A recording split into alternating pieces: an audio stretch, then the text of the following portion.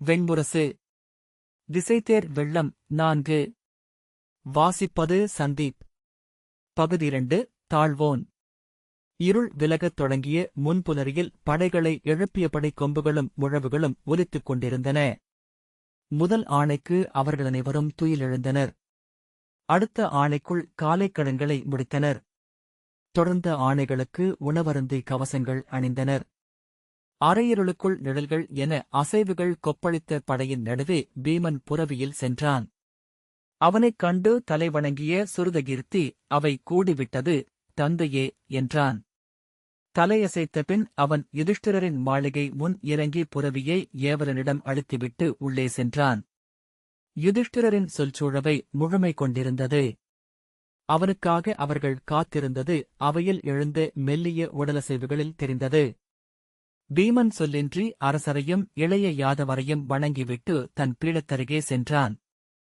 அமர்வதற்கு உடல் தாழ்த்தி, பின் அமரவிடாத உளவிசையால் தவிர்த்து, பீடத்தின் பின்னால் சென்று கைகளால் அதன் சாய்வுப் பகுதியை பற்றியபடி நின்றான். அவை அவனை நோக்கிக் கொண்டிருந்தது. வெளியே படைகள் கிளம்புவதன் ஓசை எழுந்து சாளரங்களினூடாக அரைக்கூடத்தை நிரப்பியது. இளங்காற்றில் குருதியும் சீழும் கந்தகமும் கலந்த மணம் வந்தது. அங்கிருந்து அருகேதான் மருத்துவ நிலை இருந்தது. யுதிஷ்டிரர், இளையோனே, இன்றைய படைசூழ்கையை நாம் முடிவு செய்ய வேண்டும். மேலும் விசையுடன் சற்றும் பிழைக்காத வழிமுறைகளை கண்டடைய வேண்டும்.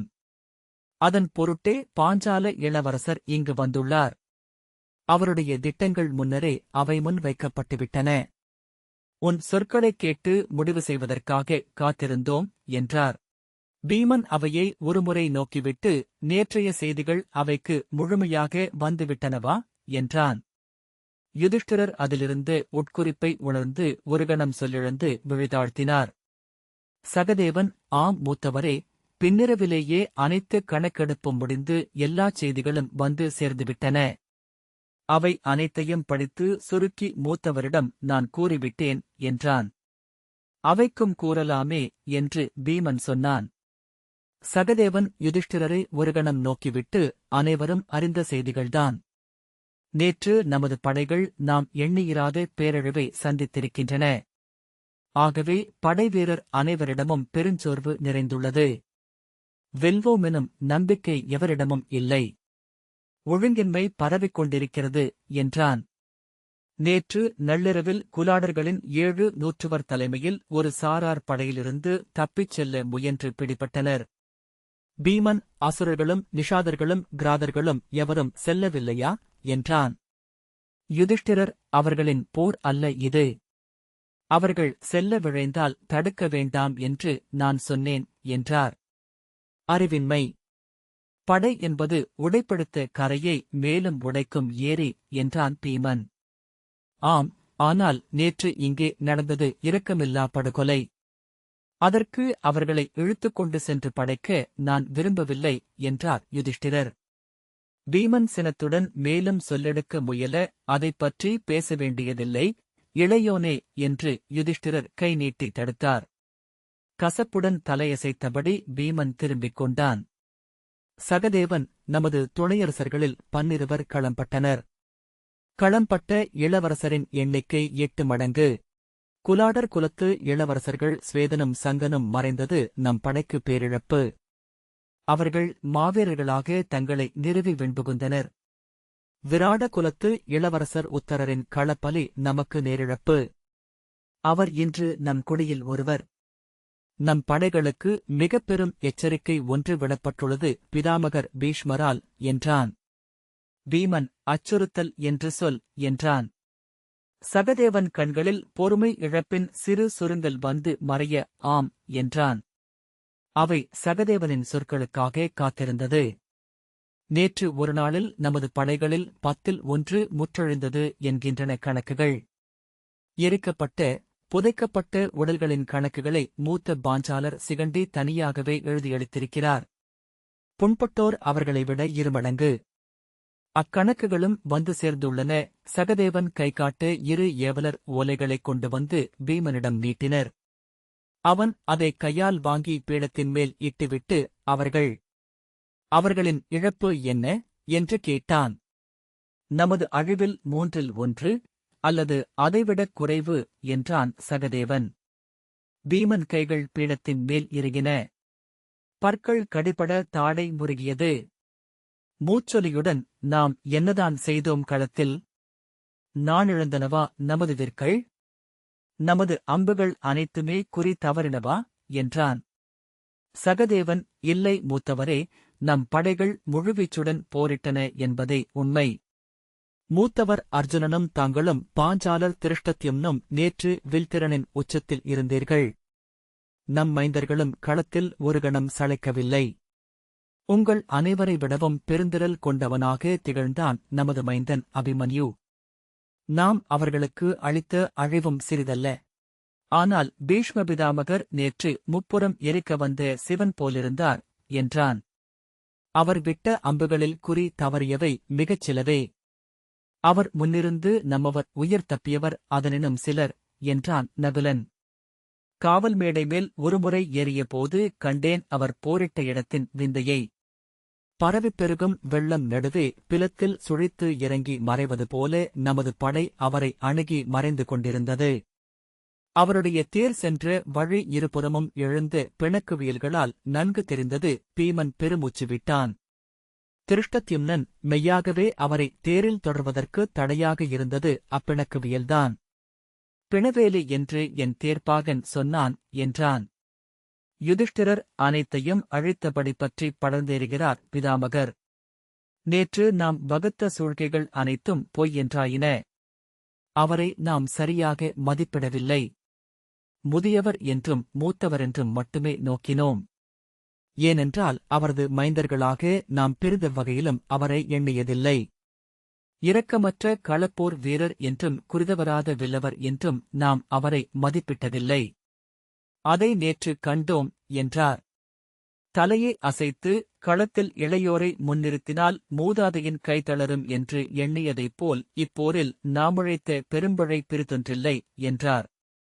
அது நம் பிழை அல்ல, அரசே. அவருடைய திறன் என்று கொள்க. ஒவ்வொருவருக்கும் அவர்கள் தாண்டுதற்கரிய எல்லைகள் உண்டு. தந்தை எனும் எல்லையை கடந்தார் பீஷ்மர் என்றான் சாத்யகி. யுதிஷ்டிரர் என் கண் முன்னால் செத்துக் குவிந்தனர். மென்மயிர் பரவிய மழலை மாறா முகத்தோர், நம் குருதி வழியை கொண்டு செல்ல வேண்டிய மைந்தர்.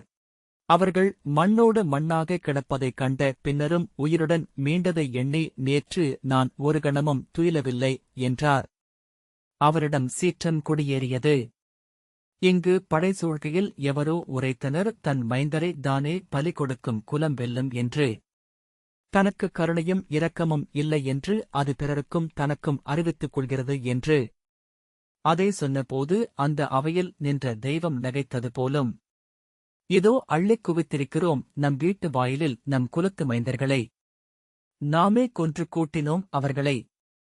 இனி வெண்வாழும் மூதாதையரிடம் சென்று சொல்ல நம்மிடம் சொற்களில்லை. பீமன் கைவீசி, போதும், அழுது புலம்புவதற்கு நாம் அவை கூட்டவில்லை. ஆவதென்னவென்று உரையுங்கள். இன்று எப்படி பிதாமகர் பீஷ்மரை எதிர்கொள்ளப் போகிறோம் என்றான். ஒன்று உரைக்கிறேன், இன்று அம்முதியவர் அதே வில்துடிப்புடன் களம் நின்றாரென்றால் நம்மில் பாதிப்பேர் கூட எஞ்சப் போவதில்லை. இன்றும் களம்படாது அவர் திரும்பிச் செல்வாரென்றால் நாளை மறுநாள் இப்போர் முடியும். பாண்டவர் தரப்பில் படையென்றும் குடி என்றும் எதுவும் எஞ்சப் போவதில்லை சகதேவன் மூத்தவரே என்றான். நான் எதையும் எண்ணிச் சொல்ல வேண்டியதில்லை. அவை சூழ்க்கை அறியா மந்தன் என நின்று இதை சொல்கிறேன். இப்போருக்கு நாம் எழுகையில் விழைவுக்கேற்ப ஒவ்வொருவரையும் மதிப்பிட்டோம். பிதாமகர் பீஷ்மரை வெறும் தந்தை என்று அவன் வாய் ஏளனமாக சுழித்தது. சென்று கண்டு கால் பணிந்து தந்தையே என்றால் அவர் கனிவார் என்று கருதியிருக்கலாம். அவ்வாறு சென்றதே அவருக்கு வாய்ப்பென்றாயிற்று. வாழ்த்திவிட்டார் என்பதனால் நெறி நின்றவர் ஆனார். வாழ்த்தியமையால் உருவான ஐயத்தைப் போக்க கொன்று குவிக்கிறார். எவரும் ஒன்றும் சொல்லவில்லை. யுதிஷ்டிரர், மந்தா, உன் சொல்லின் நஞ்சு ஒன்றே எனக்கு இனி எஞ்சியிருக்கிறது என்றார். சகதேவன் கடுமையான குரலில் பீமனிடம், மூத்தவரே, நாம் பழிச்சொல் உரைக்கவும் அவை கூடவில்லை. இனி படைசூழ்க்கை குறித்து நீங்கள் பேசினால் போதும். அவை சொல்லெடுக்கட்டும் என்றான். அவையில் அமர்ந்திருந்த அனைவருமே நோயுற்றவர்கள் போல் தோன்றினர். துயில் நீப்பின் கருவளையங்கள் படிந்த விழிகளும் உலர்ந்த உதடுகளும் இருக்கை கைப்பிடிமேல் தளர்ந்தமைந்த கைகளுமாக அமர்ந்திருந்தனர். அர்ஜுனன் பீமனை நோக்கி, இந்த தருணத்தில் இனி நாம் இழந்தவற்றை கணக்கிலெடுக்க வேண்டியதில்லை என்று எண்ணுகின்றேன். இழந்ததென்ன என்று அறியாத எவரும் இன்று நம் படையில் இருக்க மாட்டார்கள். ஆவதென்ன என்று எண்ணுவோம் என்றான். யுதிஷ்டிரர் கசப்புடன், ஆவது ஒன்றே. நாம் பிதாமகரை வெல்ல வேண்டும். அது நம்மால் இயல்வதல்ல என்று ஒரு நாளில் அவர் நமக்குக் காட்டிவிட்டார் என்றார். சீற்றத்துடன் திரும்பிய பீமன், எனில் சென்று அஸ்தினபுரியை ஆளும் இழுமகனின் காலடியில் தலை வைத்து பணியுங்கள். மணிமுடியை அவனுக்கு அளித்து தொழும்பர் குறியேற்று பணிபுரியுங்கள். வெல்ல இயலாதென்ற உணர்வுடன் களம் நிற்கிறீர்கள் என்றால் உங்களை நம்பி வேல் கொண்டெழுந்த பல்லாயிரவரை பலி கொடுக்க எண்ணுகிறீர்கள் என்றே பொருள் என்றான். மூத்தவரே, பொறுங்கள் என்றான் சகதேவன். என்ன பொறுப்பது? நிகழ்ந்தது ஒரு நாள் போர். அதற்குள் ஒவ்வொருவரும் அரைப்பிணங்களென அமர்ந்திருக்கிறார்கள். அவை நடுவே அமர்ந்து ஒருவர் வான் நோக்கி ஓலமிடுகிறார். தொல்புகள் கொண்ட குருகுலம், பாண்டுவின் குருதி இத்தனை இழிந்தமையுமென்று எண்ணியதில்லை என்றான் பீமன். கை நீட்டியபடி யுதிஷ்டிரர் எழுந்தார். உடல் நடுங்க, வாயோரம் எச்சில் தெறிக்க கூவினார். இழிந்தமைவது இன்றல்ல, மூடா.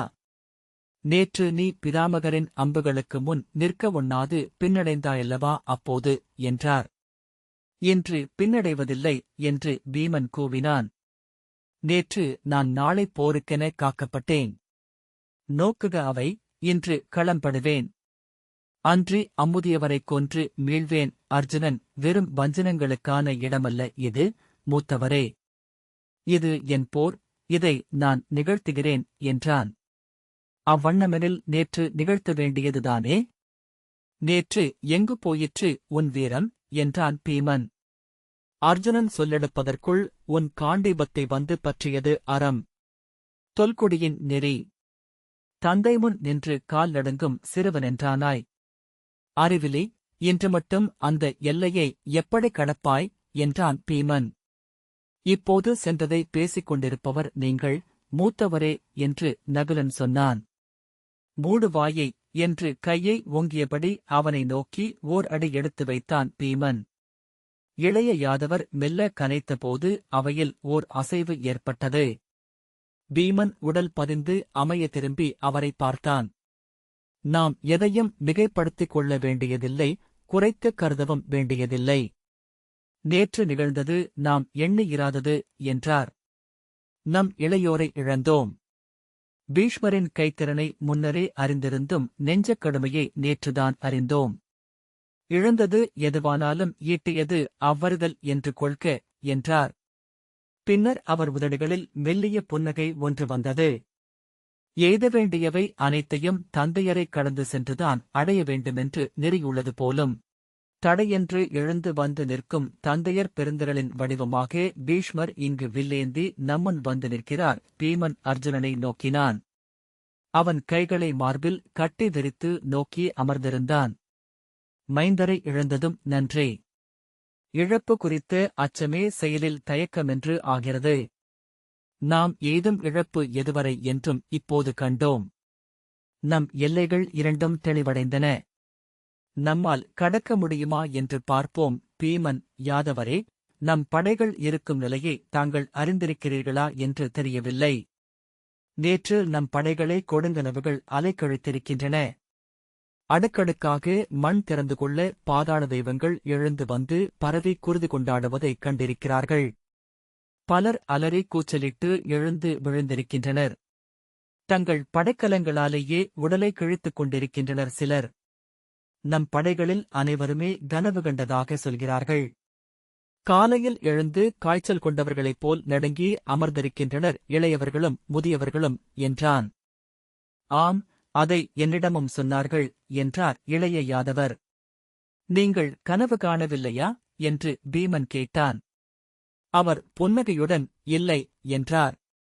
மேலும் புன்னகை விரிய, அதன் பொருள் நீங்கள் கனவு கண்டீர்கள் என்பதுதான் அல்லவா என்றார். பீமன், ஆம் என்றபடி தலை திருப்பிக் கொண்டான். யுதிஷ்டிரர், இங்கு அனைவருமே அக்கனவுகளைக் கண்டிருக்கிறார்கள் என்றார்.